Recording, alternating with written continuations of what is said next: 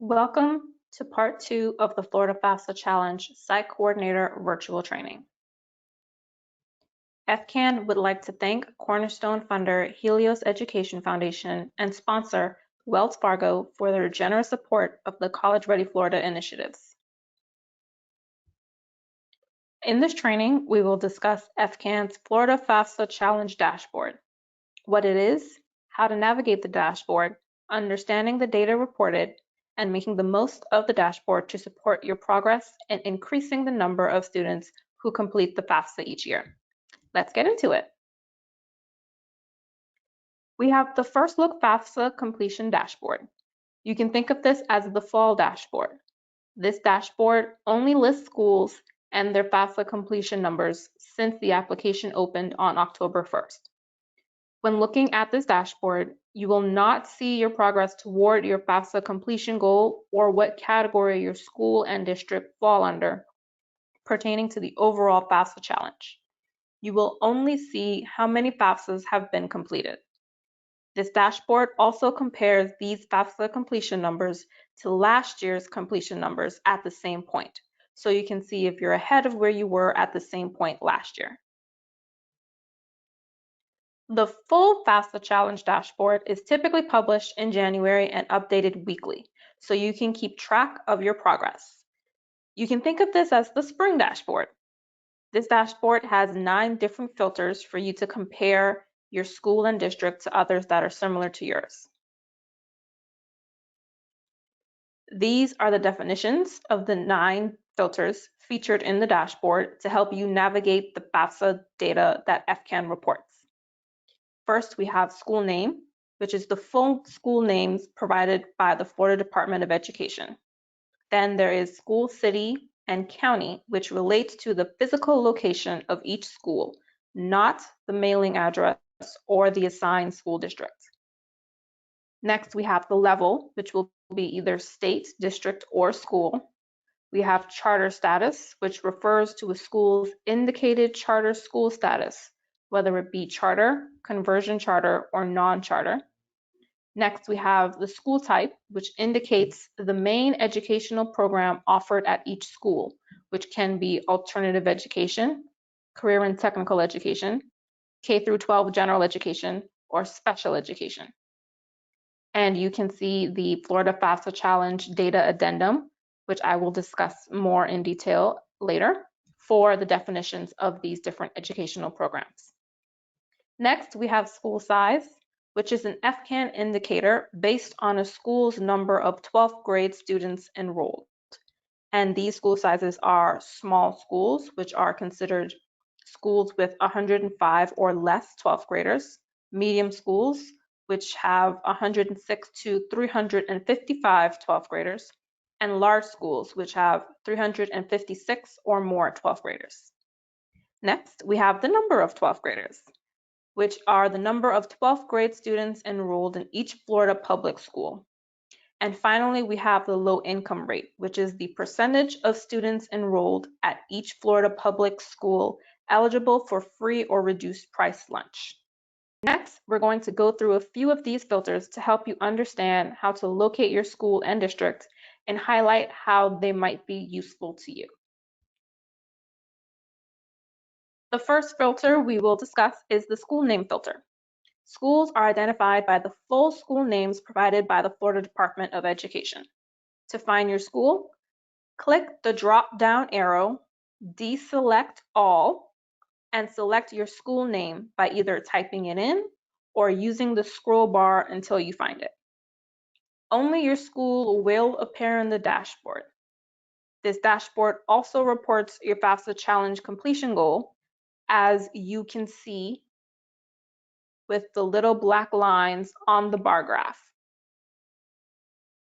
Once you find your school in the dashboard, you can click on the bar next to it, which will take you to the school detail view. On this detail page, you will see your school or district data for this current FAFSA cycle and compared to last year's. Features on this page include the total estimated amount of Pell Grants earned by FAFSA completers at your school or in the district. Two features I will also highlight are the number of FAFSAs submitted and FAFSAs completed. There may be instances where you see fewer numbers of FAFSAs completed than submitted. This is because FAFSAs completed are those that are submitted with no errors. This is an opportunity to work with the Florida Department of Education so your school can access student level data that allows you to track whether students have completed a FAFSA, not started a FAFSA, or were flagged for an error. We encourage all school districts to complete a data sharing agreement with the Florida Department of Education so that your schools can gain access to student level FAFSA completion information. The contact at Florida Department of Education for this process is Pedro Hernandez, and his contact information can be found on this slide. 31 Florida school districts currently have this access, which gives counselors the ability to provide one-on-one support for students in completing their FAFSA. This is particularly important in some schools where there are high portions of students who start a FAFSA but don't complete one. That way, counselors will know who needs extra support. The next filter we will discuss is the county filter. This filter relates to the physical location of each school, not the mailing address or assigned school district. This allows you to view all schools in a selected county. This might be helpful if you are looking to compare your school to the rest in your county, or if you're looking for your county's FAFSA completion rate. You can also use the School District Map tab at the very top of the dashboard to quickly navigate to your county and/or assigned school district. Next, we have the school size filter. This is an FCAN indicator based on a school's number of 12th grade students enrolled.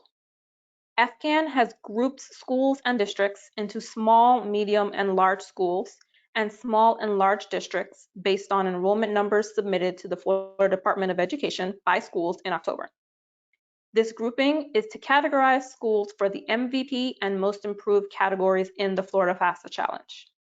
You can use this filter to find schools and districts in the same category to compare your standing in the FAFSA Challenge with others.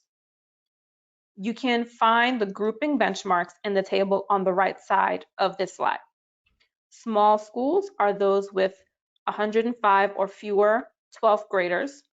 Medium schools are those with between 106 and 355 12th graders. And large schools are those with 356 or more 12th graders. Small districts are those with less than 1,000 12th graders, and large districts are those with more than 1,000 12th graders. These numbers change each year. The last filter we will discuss is the low income rate filter. This is the percentage of students enrolled at each Florida public school eligible for free or reduced price lunch. You can use this filter by sliding the scale or typing in a specific number. Historically in Florida, the Pell Grant eligibility rate is similar to the percentage of public school students who qualify for free or reduced price lunch.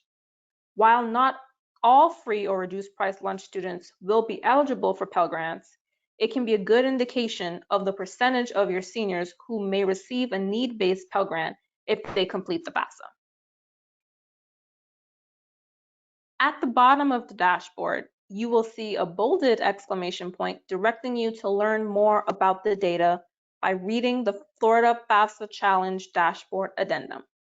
In this document, you can find a plethora of information as it pertains to the dashboard, including information about the data and its sources, how FAFSAs are matched to public school data, how your county or district's FAFSA completion rate is calculated, limitations to the data, and finally, defining key features of the dashboard, which are the filters, which we went through in this presentation, and other indicators used on the Florida FAFSA Challenge dashboard. If you have any questions about the data in the dashboard, you can review the addendum for an answer or reach out to FCAN for further assistance. For those with a competitive spirit, FCAN publishes and updates a leaderboard with the top 5 performing schools and districts in each category of MVP and Most Improved beginning in January, when the full FAFSA Challenge dashboard is published, to March, which is when the challenge ends. This slide shows the important dates of the Florida FAFSA Challenge. The season runs from October, when the new FAFSA becomes available, through the last Friday in March. The March end date is to encourage early completion of the FAFSA and meet any priority deadlines. As some financial aid is awarded on a first-come, first-served basis, we want students to be encouraged to complete the FAFSA as close to October 1st as possible. Again, FCAN would like to thank Cornerstone funder Helios Education Foundation and sponsor Wells Fargo for their generous support of the College Ready Florida initiatives. If you have any questions, you can contact me, Laverne Hanfield, by email at lhanfield, LHANDFIELD, at floridacollegeaccess.org, or by phone at 813-974-8712. You can read FCAN's latest policy briefs, view recent webinars, and sign up for email updates on our website at floridacollegeaccess.org.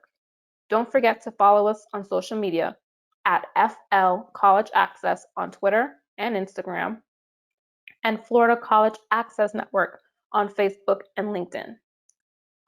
Thank you for being part of the movement to ensure that today's students are prepared for tomorrow's jobs.